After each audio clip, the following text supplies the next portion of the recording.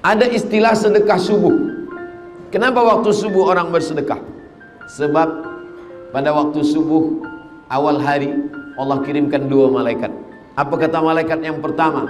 Allahumma ati munfiqan khalafa. Orang yang bersedekah ini bagi dia ganti. Orang yang bersedekah di pagi hari ini Allah bagi dia ganti. Allah Maha Adil.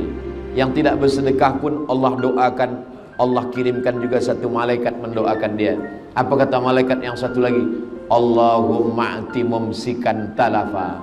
Orang yang tidak bersedekah, orang yang pelit, orang yang bakhil, orang yang kikir, mumsikan, mumsik, dia pegang, dia genggam hingga tak meleleh, tak menetes sikit. Maka kata Jibril, kata doa malaikat yang dikirim Allah untuk mendoakan, Allahumma ati mumsikan talafa. Orang yang tidak mau bersedekah ini talafa, binasakanlah dia ya Allah. Nah, itulah kenapa kita selalu bersedekah. Tujuannya supaya mendapatkan, bukan doa ulama, bukan doa tuan guru, bukan doa habib. Ini doa malaikat yang sentiasa mendoakan. Mamin muslimin yusbihu. Setiap orang yang terjaga di waktu subuh, maka dia dapat doa malaikat. Allahumma a'ti munfiqan khalafa. Yang satu lagi, Allahumma a'ti mumsikan talafa. Mudah-mudahan kita hanya mendapatkan doa yang kebaikan-kebaikannya saja insyaAllah. Tapi jangan tazkirah petang ini membuat tuan balik ke rumah tidak lagi mesra, tidak lagi ada kata-kata cinta. Saya hanya ingin mengingatkan bahwa perjalanan sesaat di atas dunia, kita yang kekal abadi, kata Nabi SAW, yatsba'ul mayyita thalathun. Ada 3 yang mengiringkan jenazah. Ramai. Ustaz Abdul Somad kalau mati meninggal dunia, ramai orang akan mengiringkan. Kata Nabi tidak. Yang mengiringkan hanya 3 saja. Yang pertama maluhu, hartanya. Kereta, motosikal, selimut, kain, ikut mengiringkan. Tapi tak sampai masuk ke dalam. Lama hidup banyak dirasa, jauh berjalan banyak ditengok. Saya sudah menengok kuburan orang Islam di Mesir. Saya tengok kuburan orang Islam di Maghribi. Sampai saya 2-3 hari ada orang meninggal, saya tengok kuburan. Belum pernah menengok kereta masuk kubur lagi. Semua tinggal tempat parking. Yang kedua, ahluhu, isteri, anak, cucu, menantu, semuanya tinggal. Lambat sembayang gara-gara anak, anak tak ikut mati. Tak sembayang gara-gara bini, bini pun diambil orang lain. Tak puasa gara-gara suami, suami pun belum mati pun dah diambil orang. Yang senyum yang belum berbini pula. Apa yang akan kita bawa mati? Kata Nabi SAW, harta tinggal, keluarga tinggal. Wa yabqa wahidun, yang tinggal hanya satu. Apa dia? Wa amaluhu, amal. Salat, amal. Baca Quran, amal. Salawat, amal. Istighfar, amal. Tahlil, amal. Sedekah, amal.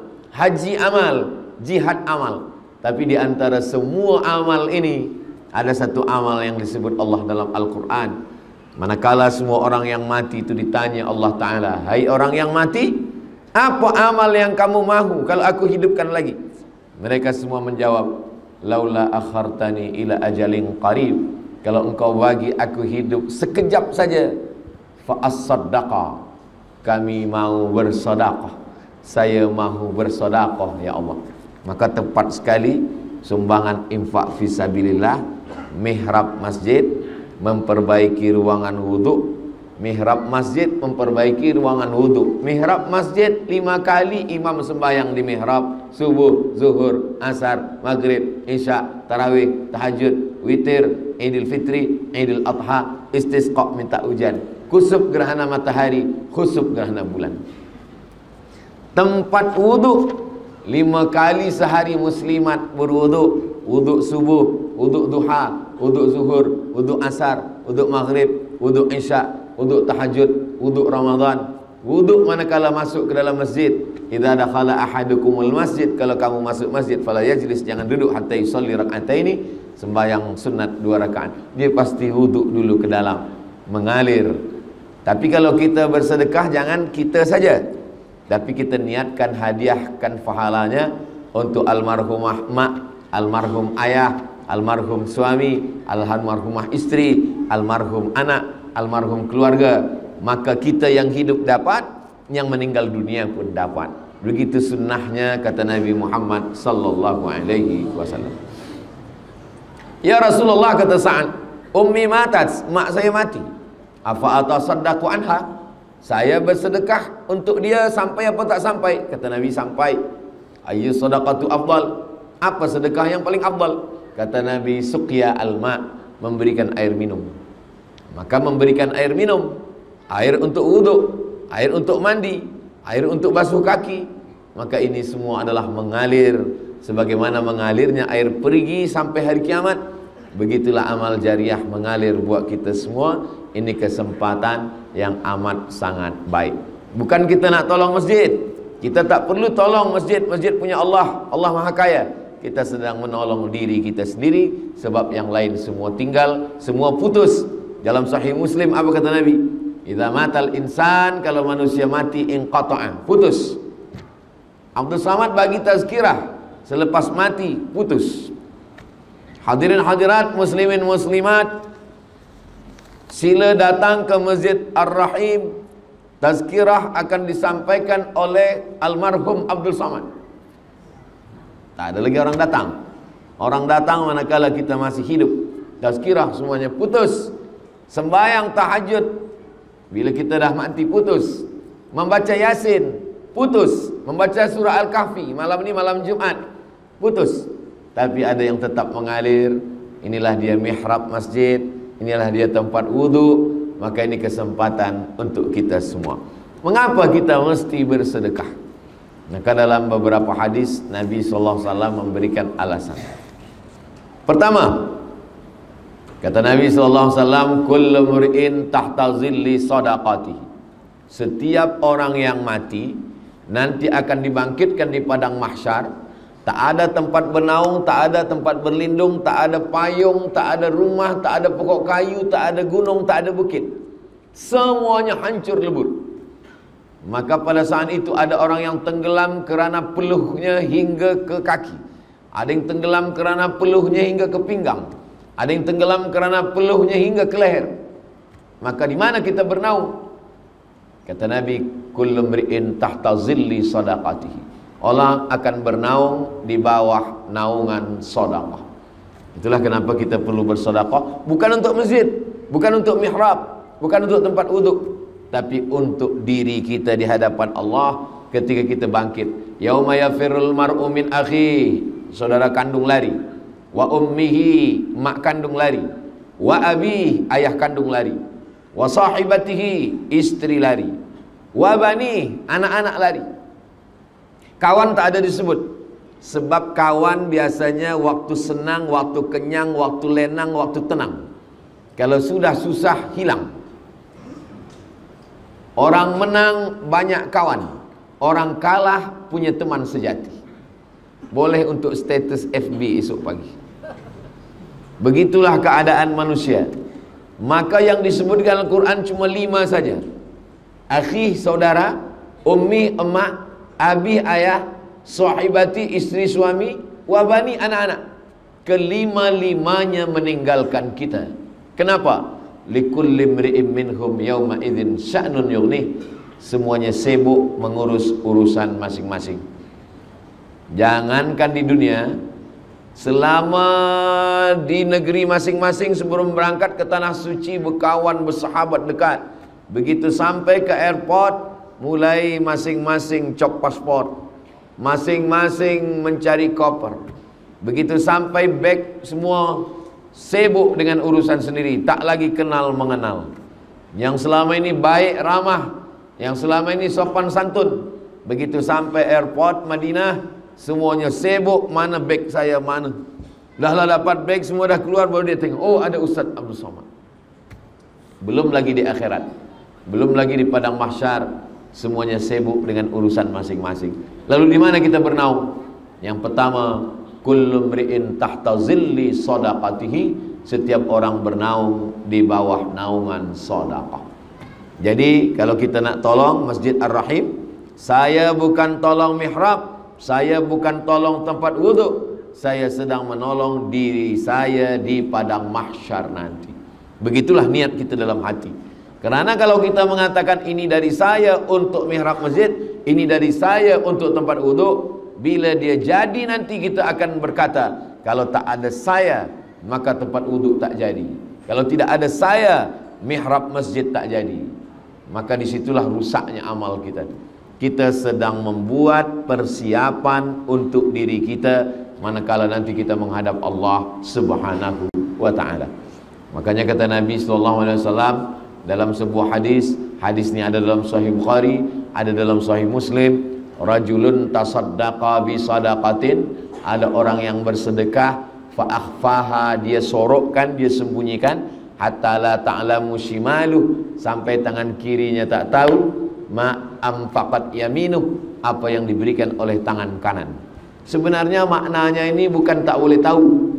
Tangan kanan berbuat, tangan kiri tahu. Tangan kiri melakukan sesuatu, tangan kanan tahu. Kenapa tangan kanan berbuat, tangan kiri tak tahu? Ini adalah mubalaghah. Ini adalah makna kiasan yang melampau. Maknanya kita rahasiakan. Tapi bukan berarti kalau orang tahu pahalanya hilang.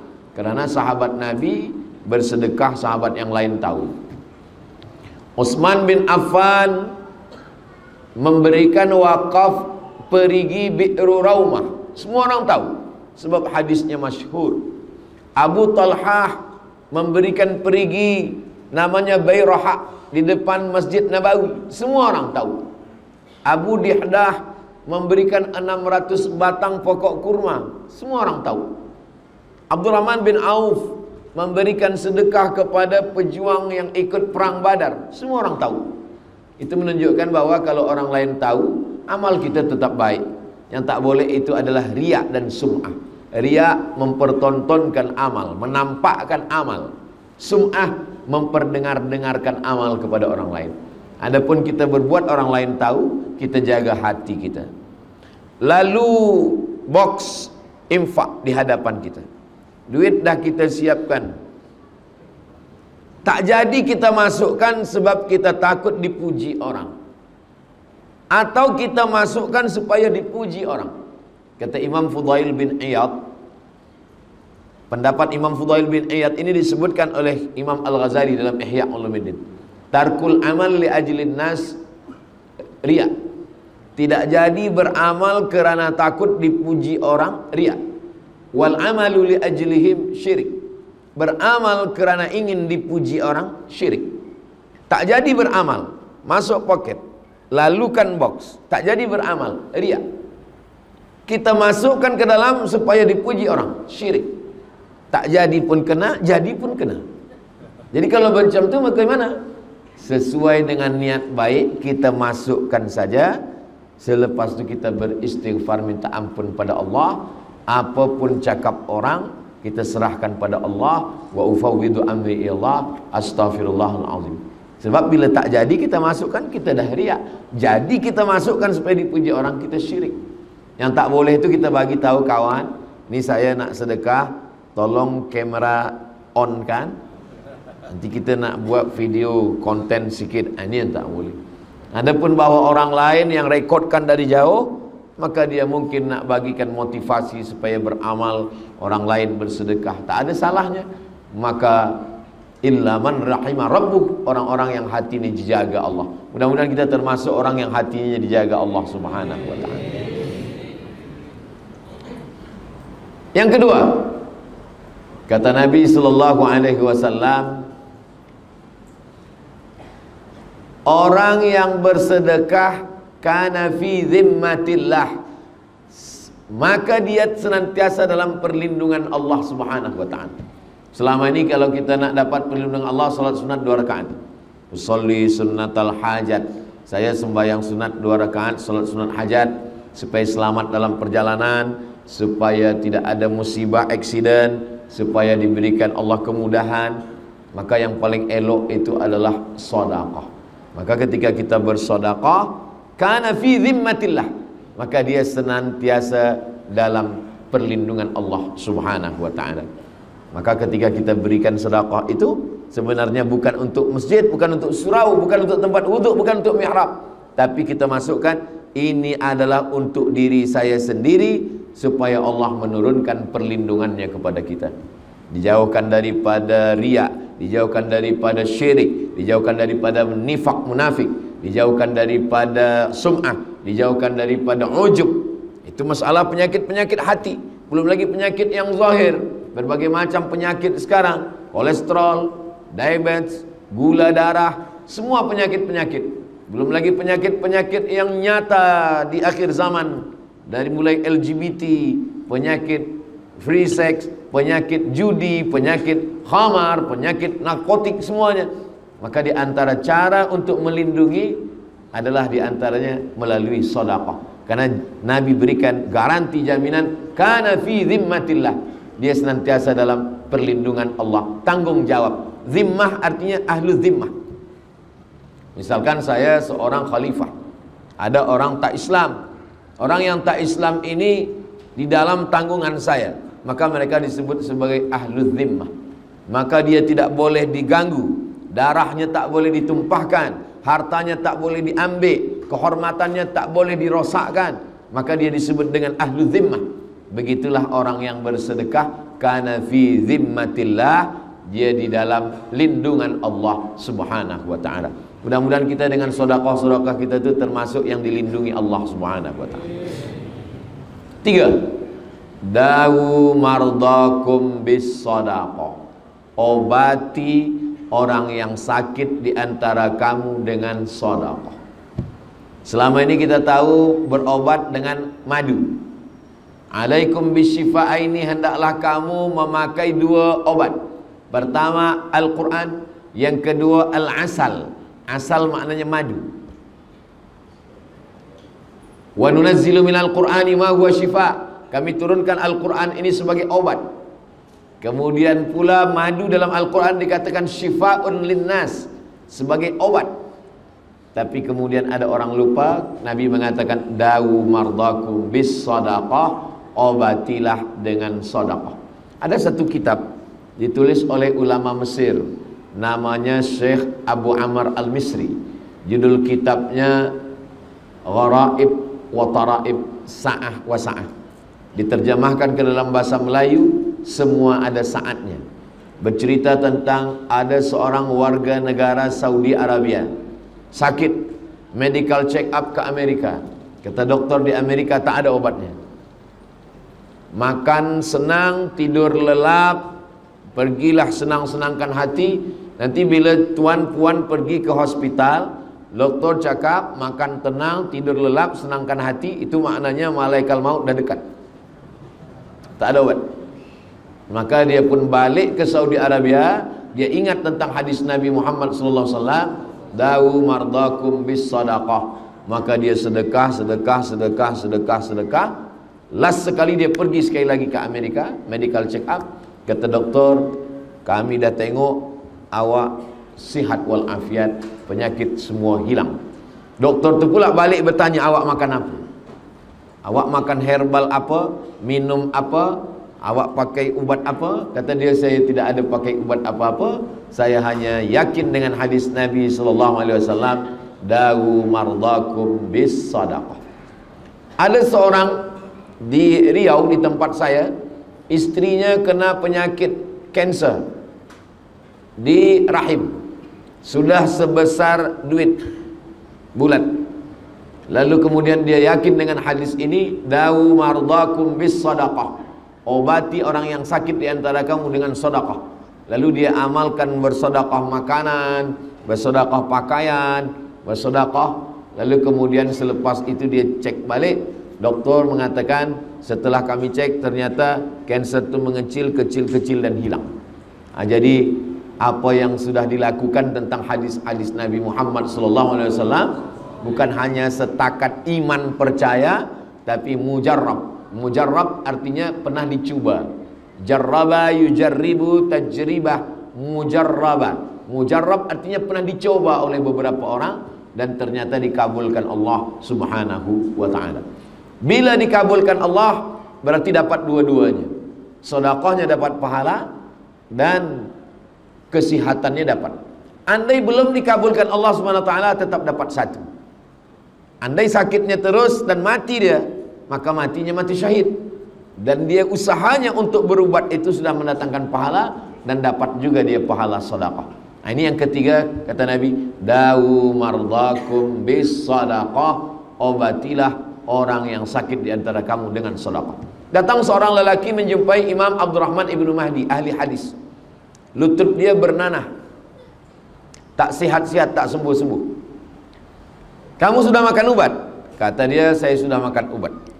Maka kata Imam Abdurrahman ibnu Mahdi, tunggu sekejap, saya sholat sunat 2 rakaat. Dia nak minta ilham dari Allah Ta'ala. Lalu kemudian Imam Abdurrahman bin Mahdi teringat hadis Nabi, dawu mardakum bis sadaqah, obati orang yang sakit di antara kamu dengan sedekah. Selepas itu dia katakan, kamu bersedekah. Lalu orang ini pergi mencari kampung yang susah air. Lalu dia buatkan perigi di situ. Lalu setelah tak berapa lama, lututnya yang bernanah itu kering, sihat walafiat.